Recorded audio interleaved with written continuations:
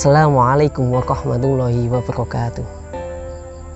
Sahabat kurma yang dirahmati Allah Subhanahu wa Ta'ala, alhamdulillahirabbil alamin. Saat ini kita sudah memasuki bulan suci Ramadan, bulan yang penuh dengan keberkahan, bulan yang penuh dengan kemuliaan, bulan yang sangat istimewa bagi umat Islam di seluruh dunia.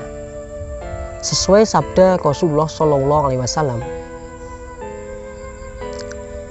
ketika memasuki bulan Ramadan, pintu-pintu surga akan dibuka, pintu-pintu neraka akan ditutup, dan setan akan dibelenggu.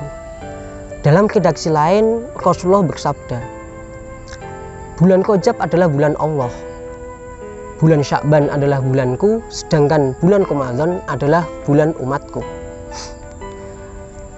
Dan kita ketahui semua, di banyak redaksi hadis disebutkan bahwasanya di bulan Ramadan setiap amal seorang hamba itu pasti akan dilipat gandakan. Lantas, bagaimana kita menyikapi mengenai redaksi hadis tersebut? Tentu di bulan yang penuh dengan keberkahan ini kita harus meningkatkan kualitas, bukan kuantitas saja. Di sini saya sedikit akan berbagi tips bagaimana cara meningkatkan kualitas amal perbuatan kita. Langsung saja kita tengok.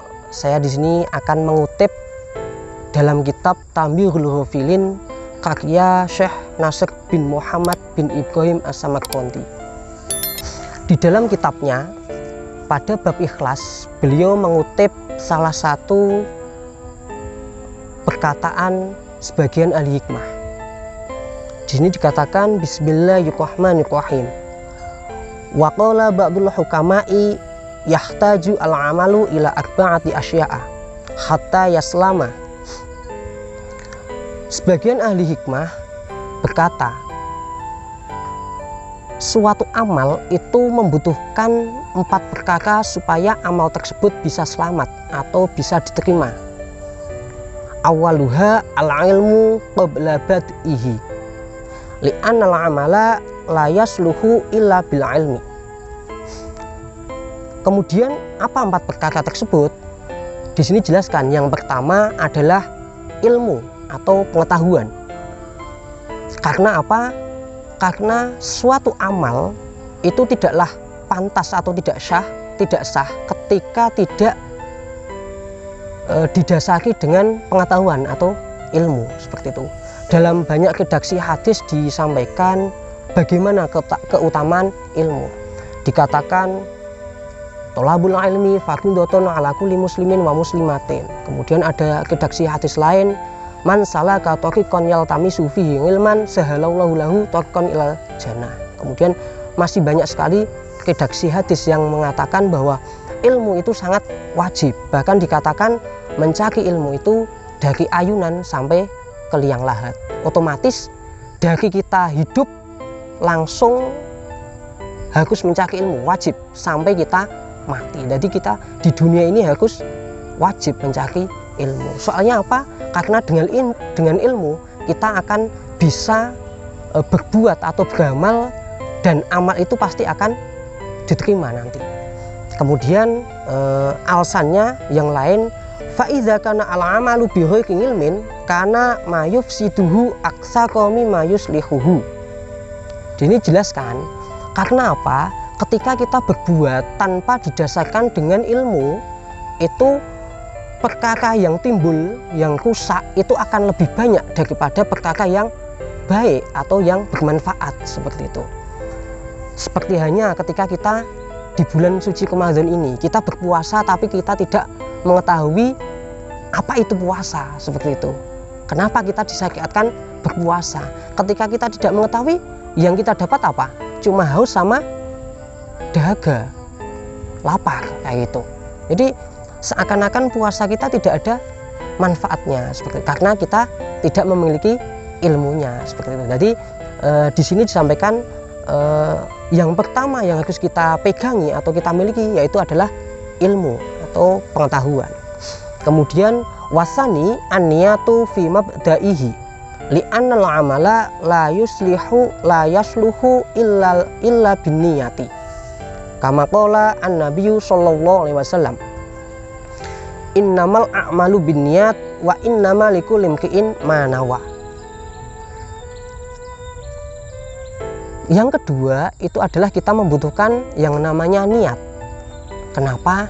Karena setiap ibadah, amal perbuatan ketika tidak didasarkan dengan adanya niat, ketika tidak dimulai dengan niat, itu sama saja tidak akan sempurna kayak gitu. Coba kita tengok puasa, rukun pertama pasti niat, kemudian sholat pasti niat, ibadah-ibadah itu pasti akan dimulai dengan niat, seperti itu. Seperti hanya di sini dijelaskan dalam hadis Nabi Muhammad SAW, innamal a'malu binniyat. Setiap perbuatan itu harus ada niatnya. Karena apa? Karena ya perbuatan itu tergantung dari niat. Di sini saya ingat dalam satu makalah yang disampaikan di dalam kitab Ta'limul Muta'alim, karya Syekh Az-Zarnuji. Di situ dikatakan bahwasanya apa? Banyak sekali amal perbuatan dunia karena bagusnya niat itu menjadi amal akhirat. Dan sebaliknya, amal akhirat karena buruknya niat, amal itu akan menjadi amal dunia, seperti itu. Kemudian kita pasang di bulan suci Ramadan ini. Kita puasa itu merupakan amalan akhirat, karena syariat Islam mensyariatkan umat Islam untuk berpuasa, seperti itu. Itu jelas, itu adalah amalan akhirat. Lantas ketika kita tidak niat atau niat kita buruk dalam berpuasa, aku niat puasa karena ini, karena tujuan dunia, karena tujuan supaya nanti orang suka terhadap saya dan ini, karena itu dinisbatkan kepada dunia semua. Alhasil nanti yang dia petik itu pasti apa? Pasti ya apa yang diniatkan, seperti itu.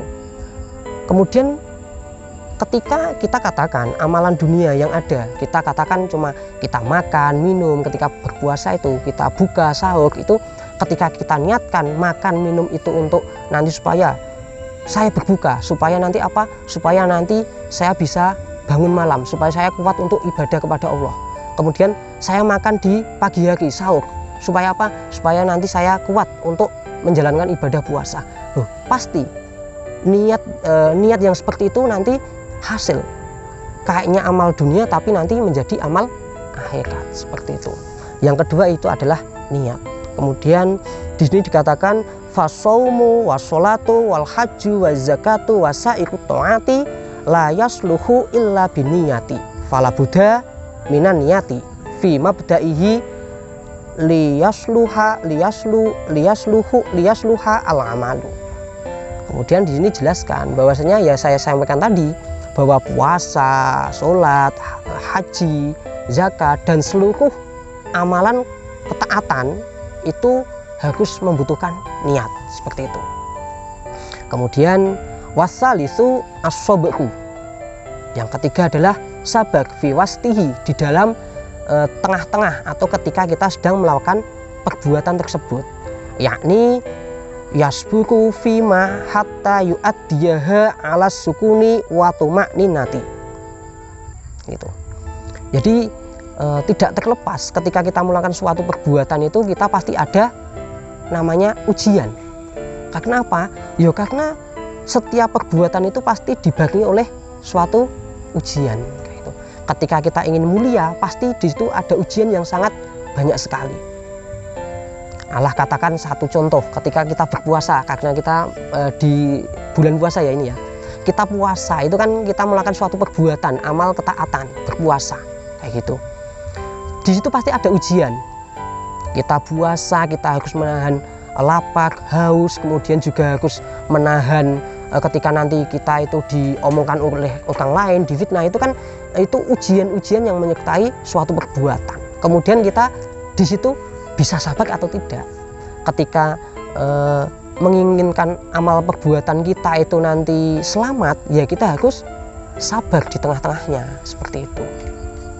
Supaya apa? Supaya nanti hati kita itu menjadi tenang, kita tidak tidak menyikapi cacian atau fitnah dari orang yang mencaci kita atau memfitnah kita itu menjadi sebuah kelemahan bagi kita, tapi kita bisa tenang karena kita sabar. Kemudian saya lanjutkan yang terakhir, waqabingu al-ikhlasu inda faqrihi li'annal amala la yuqbalu bi ghairi ikhlasin fa idza amilta bil ikhlasi yataqabbalu Allahu ta'ala minka wa tuqbilu qulubul ibadi ilaika.